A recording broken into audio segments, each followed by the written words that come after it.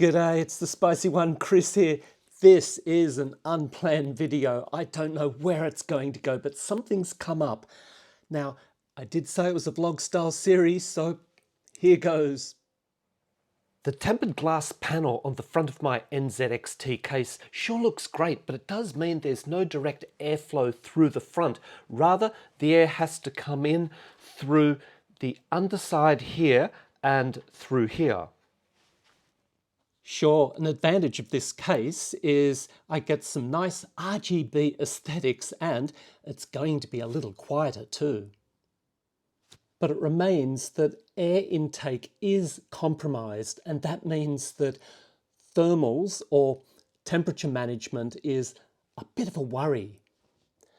Now, these two fans here are both set up as exhaust fans.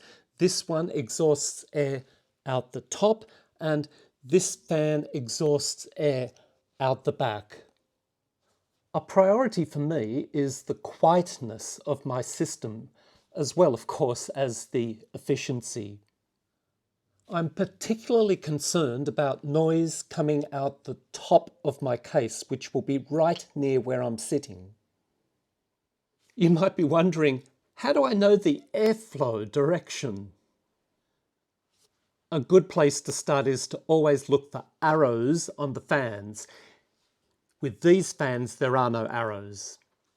Of course, there are no guarantees, but there's always the instruction manual. I had a look at the instruction manual, and definitely these two fans are referred to as exhaust fans. That means the air is going that way.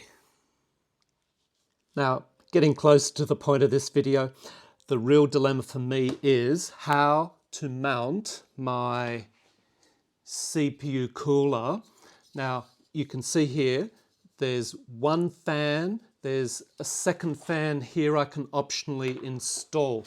Should I face it so that the fan is sending air out this way through the top, which is potentially noisier, but possibly more effective? Or should I send the air out the back? Be very, very careful there. I don't want to get greasy fingers on that. That's why the plastic's there. Or send the air out the back. You know what? I'm going to leave that little blooper in because, I think it gives a little bit of a realism to all my videos, really. I'm just a geeky gamer, an enthusiast, someone who's been tinkering for decades. If you want the real experts with the graphs and the charts and all that, then please, JZ2 Cents is a great channel. Linus Tech Tips used to be good too. I haven't sort of watched him in years, yeah, he used to be a good channel as well. And hey, since I brought that CPU cooler in, I haven't properly introduced it yet, have I? There we go, the Noctua NH-D15. It's the Chromax Black. Why did I get the Chromax Black? It's because, and this is the only reason I've never purchased a Noctua before, it's because I don't like the traditional Noctua color scheme of that brown, beige, pinky brown colouring that they have. Oh, I think it's disgusting. Now, to help solve this dilemma, it's really simple. What I'll do is I'll get the motherboard, I'll just plonk it in there. I won't bother installing it, just sit it in there. Grab the CPU cooler, gently this time, place it on top, and then experiment with the orientation to see what the better fit is. And as well, I want to make sure that the CPU cooler exactly aligns with the fans, which way is closest, this way or this way, because maybe, I don't know what to expect really. Now, another thing that comes up with installing CPU coolers, especially that one, because that is massive, it is bulky, is clearance for, I'll just grab this again, clearance for the RAM sticks, because this tends to jut out somewhat, and so the RAM of course rises up off the motherboard. And is it going to strike the pipes here, for example? My RAM shouldn't be a problem. It's fairly... Is this the RAM here? Yes, it is. You can see here that they're not very high and they don't have RGB elements bulking it up as well. So I don't think that RAM will be a problem in this case, but I'll have a quick check while I'm at it. Why not? Now, in a previous video, I did talk before about doing a test setup where you place the motherboard on your wooden table and you load up everything and then you connect the power and just see if it works. This then is an additional step before that I'm advocating right now. Now, it doesn't matter if this is your first build, your 10th or your 100th build. If you're a little uncertain, then why not just make sure and do what I'm advocating?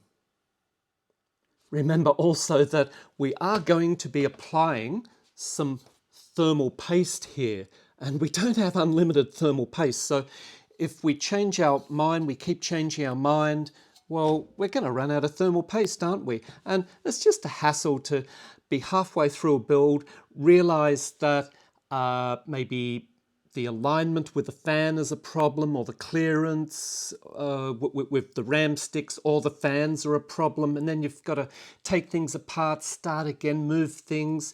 It's better to do things once only, surely. Now, something else comes to mind as a preliminary for my build. You can see these little white dots along here.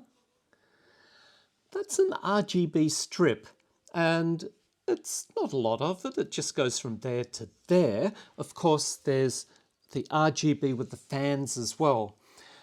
And I know I've said that RGB is not really a priority with this build, but while everything's apart, I was thinking, do I want to add some more RGB strips?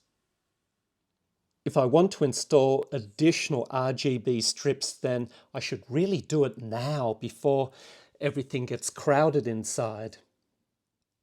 And you're probably thinking, oh, but Spicy Chris hasn't ordered his RGB strips from Amazon or Newegg or one of his local suppliers. Just have a look over there. It's from the local supermarket. You can put that inside here easily. They're designed to be cut to length. In fact, if you have a closer look at least this brand of RGB strip, there are little scissor marks in between each of those flashing lights telling you exactly where to cut the strip after you've installed it. Look, that's really all there is from me today. I'm just advocating a little bit of trial and error, a little bit of a dry run without making a commitment to doing whatever with your build. Yeah, it's as simple as that. Thank you for watching. Coming up, will probably be the next video, who knows, the beginning of the actual build. I've got to get cracking because it is late Friday night now. I'm working Saturday, Sunday I'm off work. Yes, I can start my build. Need a few hours spare, of course, to do that. I'll film it all. Who knows what will happen along the way. Thank you for watching. Don't forget to like, subscribe, and all that jazz. I'll see you next time. Thank you.